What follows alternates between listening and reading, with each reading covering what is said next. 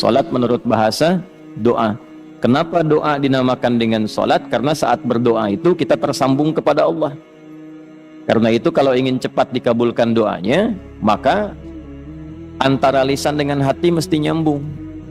Jangan lisannya baca A, hatinya ke B. Ya kan? Doanya minta lulus ujian, tapi hatinya berpikir kredit cicilan, kan repot tuh. Nah, jadi mesti nyambung. Oleh karena itu dalam sholat dilatih tersambung dulu, sehingga seluruh bacaan terkoneksi, doanya terkabul. Itu yang menjadikan seluruh nabi dan rasul itu diperintahkan sholat, dan dalam sholat mereka berdoa. Nabi Zakaria kan dikabulkan doanya saat sholat. Hunalika da'a Zakaria rabbah qala rabbi habli min ladunka dzurriyyatan thayyibah innaka sami'ud du'a fanadathul malaikatu wa huwa qa'imun yusalli fil mihrab annallaha yubashshiruka bi Yahya. Quran surah ketiga Ali Imran ayat 38 sampai 39. Ya, Nabi Musa itu saat menerima awal wahyu diperintahkan mengadu pada Allahnya lewat salat. Quran surah 20 ayat 14. Innani anallahu la ilaha illa ana fa'budni wa aqimis salata lidzikri. Nabi Isa itu baru lahir, perintah pertamanya itu salat. Ya. Quran surah ke-19 itu Maryam ayat 31 sampai dengan 33 itu. Wa ja'alani mubarakan aina ma kuntu wa awsani bis shalah. Nabi Ismail alaihissalam sampai mewasiatkan pada keluarganya supaya konsisten sholat agar terus terkoneksi dengan Allah. Saya selalu memberikan logika begini, kalau Anda itu punya koneksi dengan pejabat, aksesnya mudah kan? Gitu. Punya koneksi dengan DKM ini aksesnya mudah ke masjid tuh. Ya. Baik. Nah, punya koneksi dengan Allah, apa yang sulit bagi Allah? Nah, Nabi Ismail alaihissalam itu mewanti-wanti keluarganya dan meminta, bahkan memerintahkan mereka konsisten menjaga sholat. Itu diabadikan di Al-Quran surah ke-19 Maryam di ayat ke-55. Wa kana ya'muru ahlahu bis-shalah. Dan adalah beliau itu kana kan bisa mengatakan begini di luar Al-Quran, wa amara ahlah. Tapi kadang ada kana di situ bertemu mudhari'. Ya, karena bertemu dengan mudhari maknanya dua. Ya, yang pertama yadullu 'alal 'adah, menunjukkan pada kebiasaan.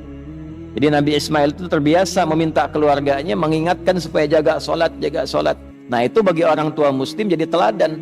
Orang tua harus punya kebiasaan mengingatkan anaknya supaya menjaga sholat. Nah, karena di situ ahlah itu menunjuk pada setiap personnya. Kan keluarga itu ada 4 dalam bahasa Arab. Ya.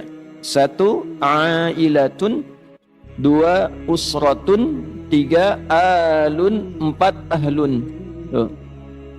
Ailatun sifat saling mendukung dari kata aul. Kalau sudah berkeluarga harus saling mendukung, mensupport, mendorong, membantu. Nah, jangan bertikai di lingkungan keluarga. Karena itu pertentangan, perselisihan, permusuhan di lingkungan keluarga itu diantara yang paling tidak disukai oleh Allah dan Rasulnya.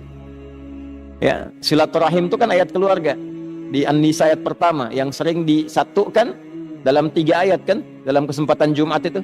Ali Imran itu, kemudian An-Nisa, satu lagi di surat yang ke-33 Al-Ahzab di penghujungnya, kan?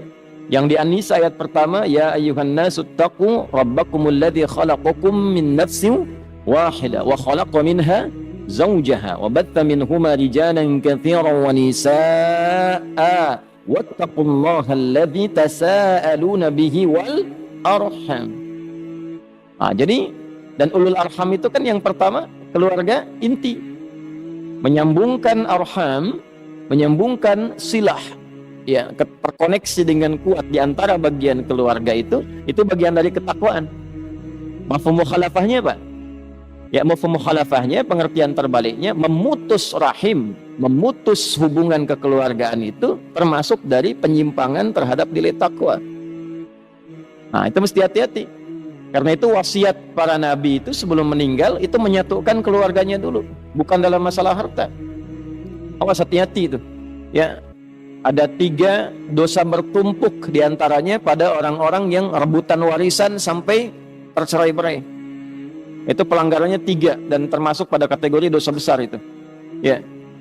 rebutan warisan sampai bertengkar sampai memutus hubungan silaturahim. Karena itu orang tua dalam hidup satukan, ingatkan sholat, bahkan sebelum meninggal harus dipastikan itu. Ya, itu ada di Al-Quran surah kedua Al-Baqarah di ayat 132. Am kuntum syuhada'a idh hadara Ya'qub al-maut idh qala li banihi ma ta'buduna min ba'di qalu na'budu ilahaka wa ilaha abaika Ibrahim wa Ismail wa Ishaq ilahu wahida wa nahnu lahu muslimun.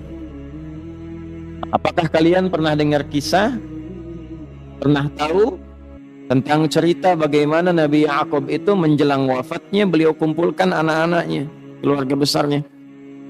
Kalau besok lusa bapak meninggal, iman kalian bagaimana? Salat kalian bagaimana? Jangan khawatir, kami akan konsisten menjaga tauhid, iman kami menyembah Allah ya seperti generasi bapak dan kakek moyang kita itu menjaga itu semua.